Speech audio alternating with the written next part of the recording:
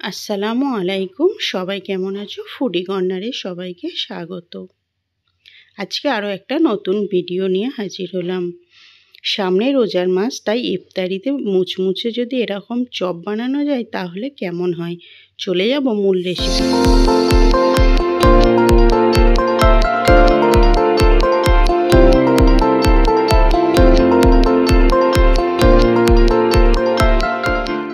আজকে বানাবো মুচমুচে কলার চপ।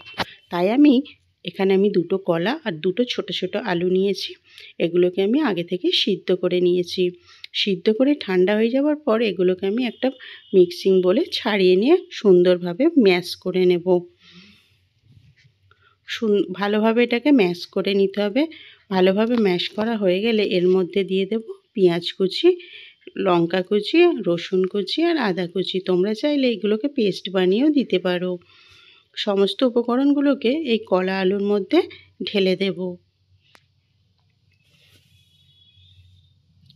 এবার একে একে মশলাগুলো অ্যাড করতে থাকবো। দিয়ে দিলাম পরিমাণ মতো লবণ, সঙ্গে দিয়ে দিলাম পরিমাণ মতো হলুদ গুঁড়ো, আর দিলাম ঘরে ভাজা জিরে গুঁড়ো, সঙ্গে দিয়ে দিলাম সামান্য একটু বিট নুন, আর দিয়ে দিলাম গোলমরিচ গুঁড়ো, আর যেটা এর স্বাদ অনেক গুণে বাড়িয়ে দেয় তার জন্য দিয়ে দিলাম হাফ চামচের মতো চাট মশলা, আর দিয়ে দিলাম 1 চামচের মতো সয়া সস। এটা অপশনাল। সমস্ত উপকরণগুলোকে একটা স্প্যাচুলার সাহায্যে সুন্দরভাবে মিশিয়ে নেব উল্টে পাল্টে, যাতে কলার সঙ্গে সমস্ত মশলা সুন্দরভাবে মিশে যায়। সুন্দরভাবে আমার এখানে মেশানো হয়ে গেছে। এইবার এখানে দিয়ে দিলাম আমি 4 চামচ মেপে 3 চামচের মতো চালের গুঁড়ি, আর দিয়ে দিলাম একটা ছোট বাটির হাফ বাটি ব্রেড ক্রাম্বস। এটা দিলে স্ট্রাকচারটা খুব সুন্দর আসে।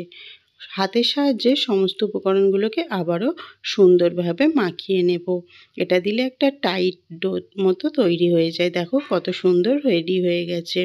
ব্যাটারটা বানানোর জন্য আমি এখানে দিয়ে দিলাম বেসন, আর দিয়ে দিলাম 4 চামচের 3 চামচ চালের গুঁড়ো। চপ করতে গেলে বেসন তো আমাদের অবশ্যই লাগবে, তাই ব্যাটারটা এবার রেডি করে নিলাম।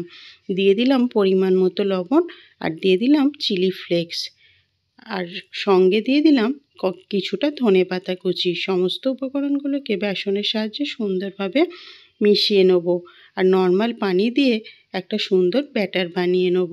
খুব পাতলা ব্যাটার কিন্তু আমরা বানাবো না।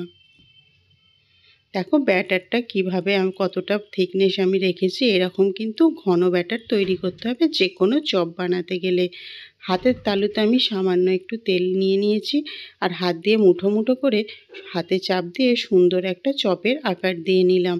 তোমরা যেমন খুশি তেমন কিন্তু শেপ দিয়ে নিতে পারো। আমি আজকে চপের শেপই দিলাম গোল করে। প্রত্যেকটা এরকমভাবে আমি বানিয়ে নেব। দেখো আমার এখানে বানানো রেডি হয়ে গিয়েছে। মাত্র দুটো কলা দিয়ে কিন্তু অনেকগুলোই বানানো হয়েছে। কড়াতে তেল গরম করতে দিয়ে দিয়েছি। খুব গরম করব না। একটা চপে ব্যাটার সঙ্গে ডুবিয়ে তেলের মধ্যে ছেড়ে দিতে হবে। খুব সাবধানে কিন্তু কাজটা করতে হবে, না হলে কিন্তু হাতে তেল ছিটে পড়তে পারে। একটা সাইড একটু লাল লাল হয়ে গেলে এভাবে আস্তে আস্তে উল্টে দিতে হবে। উল্টে পাল্টে এগুলোকে লাল লাল করে ভেজে নিতে হবে। সামনে রোজার মাস, তাই ইফতারিতে যদি এরকম কোনো রকম সবজি দিয়ে যদি চপ বানানো যায় তাহলে সেটা স্বাস্থ্যকর খাবার হিসাবে বলতে পারো। শুধু আলুর চপ না বানিয়ে এরকম যদি একটা কলার চপ বানিয়ে বাচ্চাদের বা বড়দের দেওয়া যায় তাহলে কিন্তু সবাই খেতে পছন্দ করবে।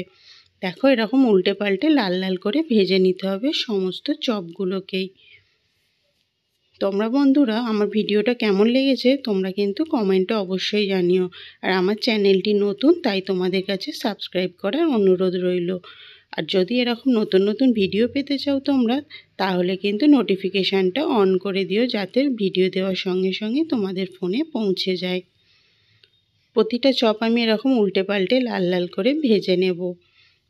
এই চপগুলো খেতে কিন্তু খুব সুন্দর লাগে। দেখো কতটা মুচমুচে হয়েছে আর কতটা ক্রিস্পি হয়েছে। তোমাদেরকে একটা আমি ভেঙে দেখালাম। পুরে ঠাসা এরকম কলার চপ বাড়িতে অবশ্যই একবার বানিয়ে দেখতে পারো। তো বন্ধুরা আজকের ভিডিওটা এই পর্যন্তই। আর ভিডিও যদি তোমরা রোজ রোজ দেখতে চাও তাহলে কিন্তু আমার চ্যানেলটিকে অবশ্যই ফলো করো। আল্লাহ হাফেজ।